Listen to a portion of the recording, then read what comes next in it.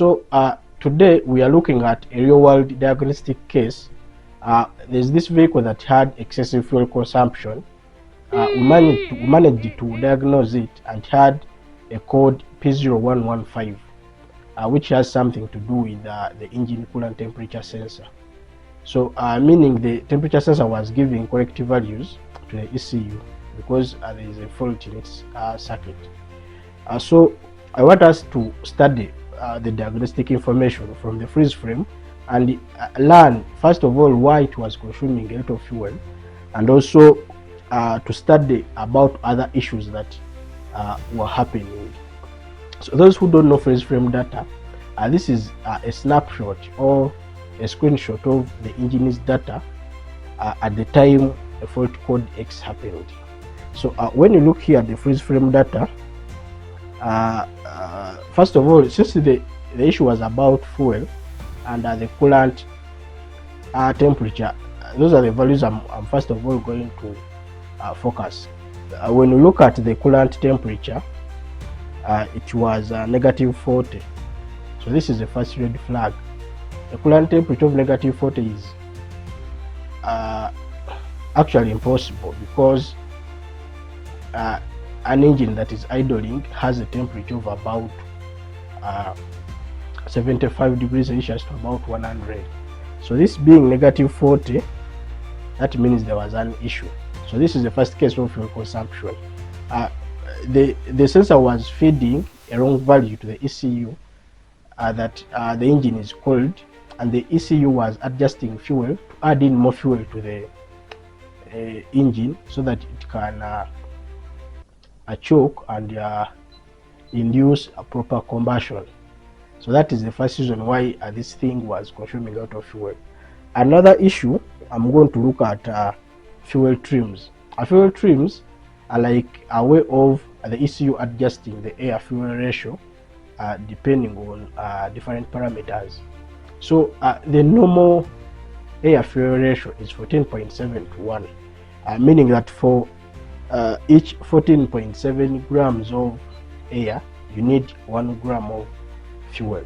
So over time, the engine makes sure it adjusts parameters to match this ratio. If you look at the short-term fuel trim, this is the immediate adjustment the ECU is always doing. We are seeing a positive 9.34%. So the normal range is -5 to +5. That is for short fuel trim. For a value of 9.34%, this indicates that there was more fuel being delivered into the engine, possibly because first of all of a lean condition, but since we all know the cause, so it was about the temperature sensor that was sending a wrong signal, and the engine was pouring in more fuel to the engine. So that is why you're seeing a positive higher value for the short-term fuel trim. And then when we go to the long-term fuel trim, we are seeing a -20.34. So for long-term fuel trim, this is it's like the average of the short-term fuel trim. Over time, after a long period of time, the ECU normalizes trimming based on average of the short-term fuel trim. Normally, since our short-term fuel trim was a +9, we would expect the long-term fuel trim to also be a positive figure, but we are having a negative figure. Why? First is about the fuel system.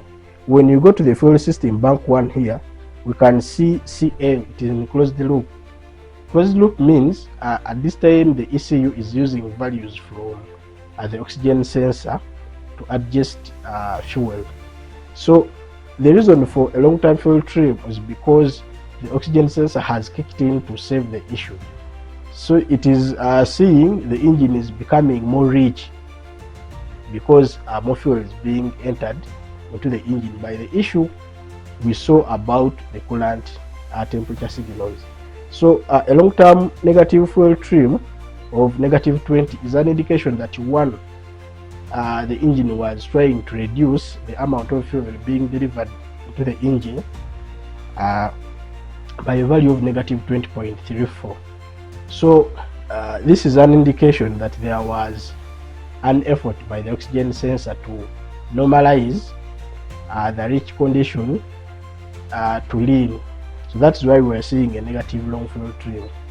And then these other issues, you can see the engine RPM 800, that means the vehicle was on idling and so on. So from this information, you can always study and see the behavior of your engine and see the behavior of everything that was going on at a time your car got an issue.